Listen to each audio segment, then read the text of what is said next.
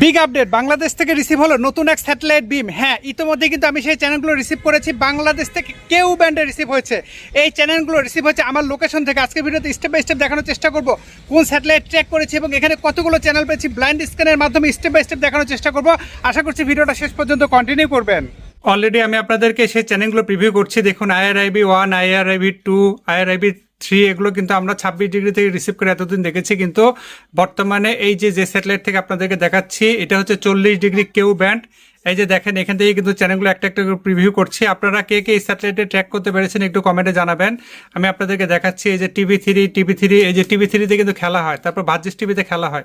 এই যে এখান থেকে কিন্তু অ্যাকুরেট ডেট অ্যান্ড টাইমটা আপনারা দেখতে পারবেন। এই যে 15/3/2026 আমি এখন এই মুহূর্তে কাজ করছি।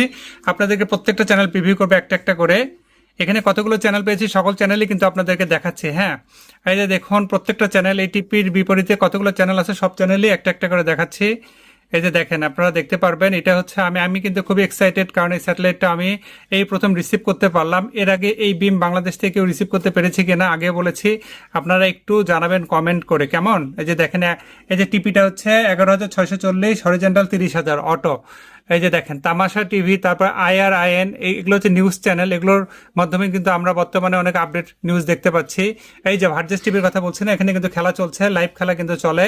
তারপরে সালামার TV, Tehran HD, IRIB TV3 HD, IRIB এখানে TV3 HD রয়েছে, আবার MPG4 ফরমেশনও কিন্তু রয়েছে, আবার ভার্জিস টিভি HDও রয়েছে, MPG4এও কিন্তু রয়েছে। হ্যাঁ, এই যে দেখতে পারবেন। তারপরে হচ্ছে এই যে চ্যানেলগুলো, প্রত্যেকটা চ্যানেল কিন্তু আমি প্রিভিউ করছি। যে IRIB ভার্জিস HD দেখেন, এটা কিন্তু এখানে বর্তমানে এই চ্যানেলটা বন্ধ দেখছি খুব সম্ভবত।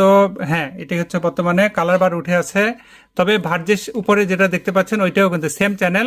এই যে দেখতে পাচ্ছেন, এটাতে কিন্তু খেলা হচ্ছে। হ্যাঁ, এছাড়া আরেকটা চ্যানেল রয়েছে এই যে সিনতেরা, এটা কিন্তু আপনারা অনেকে রিসিভ করতে পেরেছেন। এই যে দেখেন, সিনতেরা দুইটা রয়েছে। একটা হচ্ছে 11,470, 4250 হরিজেন্টাল, আরেকটা হচ্ছে 11,476, 4250 হরিজেন্টাল।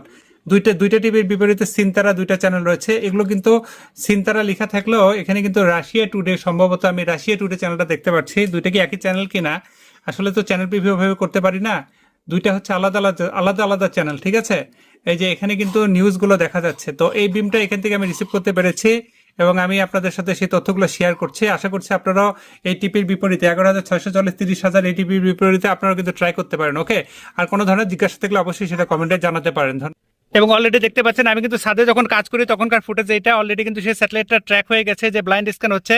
এখান থেকে আমি আপনাদেরকে সিগন্যাল রিসিভ করে দেখাচ্ছি এবং বর্তমানে কিন্তু আমি আমার লোকেশন থেকে এই স্যাটেলাইটে ট্র্যাক করতে পেরেছি।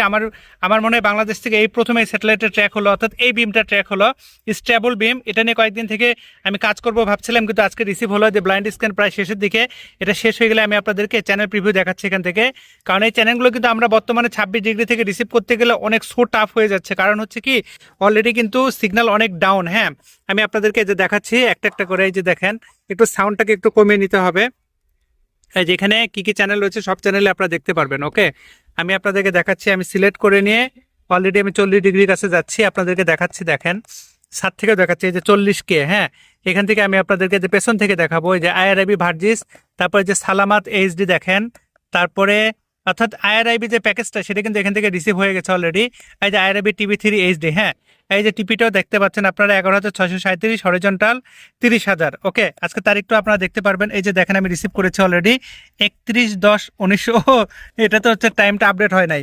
যাই হোক, আমি আপনাদেরকে দেখাচ্ছি আজকে এই যে ভার্জিস টিভি দেখেন, এখানে ভার্জিস টিভি খেলা হচ্ছে কিন্তু অলরেডি দেখতে পাচ্ছেন, ভার্জিস টিভিতে কিন্তু খেলা হচ্ছে। ঠিক আছে, তো আমি আপনাদেরকে এই তথ্যগুলো শেয়ার করছি এবং এখানে কিন্তু অন্য চ্যানেলও রয়েছে। যেমন হচ্ছে আমি যদি এদিকে যাই, এই যে দেখেন 1 নম্বরে একটা চ্যানেল আছে 40 ডিগ্রিতে, এই যে এটা হচ্ছে সিনতেরা। হ্যাঁ, এটাও কিন্তু এখানে রিসিভ হচ্ছে। দেখেন, এই যে সিনতেরা না, এটাও রিসিভ হচ্ছে। তা ওকে, এতক্ষণ আপনাদের দেখানোর চেষ্টা করলাম 40 ডিগ্রি থেকে চ্যানেল প্রিভিউ থেকে শুরু করে সকল তথ্য। তারপর আপনাদের কোনো প্রশ্ন থাকলে অবশ্যই সেটা কমেন্টে জানাতে পারেন। যেহেতু এই স্যাটেলাইট আমি এখান থেকে ট্র্যাক করেছি, আপনারাও চাইলে কিন্তু চেষ্টা করতে পারেন এবং সে তথ্য এখানে কমেন্টে দিতে পারেন। যেহেতু এখন বর্তমানে ইরানের যুদ্ধ হচ্ছে, তাদের আর্থ স্টেশনগুলোতে হয়তো বা ক্ষতিগ্রস্ত হয়ে যেতে পারে, যে কারণে 26 ডিগ্রি যে আপডেটটা অলরেডি কিন্তু অনেকেরই সিগন্যাল কিন্তু ডাউন হয়ে গেছে। 26 ডিগ্রি কী অবস্থা সেটা কিন্তু কমেন্টে জানাতে পারেন। যেহেতু এই চ্যানেলগুলো আমরা ইতিমধ্যে 26 ডিগ্রিতে পেয়েছিলাম এবং সেখানে আমরা ফুটবল খেলাগুলো চ্যানেলগুলো দেখতে পারতাম, বাট কয়েকদিন থেকে সিগন্যাল ডাউন। ইতিমধ্যে কিন্তু কি করেছে, ইরান অলরেডি অন্য স্যাটেলাইটে এই চ্যানেলগুলো লঞ্চ করেছে, এতে করে আমরা এখান থেকে রিসিভ করতে পারছি। তো যেহেতু আমার লোকেশন থেকে বাংলাদেশ থেকে ট্র্যাক হয়েছে, এই জন্য এই ব্রেকিং নিউজটা আপনাদের সাথে শেয়ার করলাম। আশা করছি আজকে ভিডিওতে আমি আপনাদেরকে বুঝাতে পেরেছি। অবশ্যই আপনারা সুচিন্তিত মতামতের মাধ্যমে জানাবেন যে আমার কন্টেন্ট আজকে কেমন ছিল। অবশ্যই বেশি বেশি শেয়ার করবেন। সে আশাবাদ ব্যক্ত রেখে আজকের মতো বিদায় নিচ্ছি। আল্লাহ হাফেজ।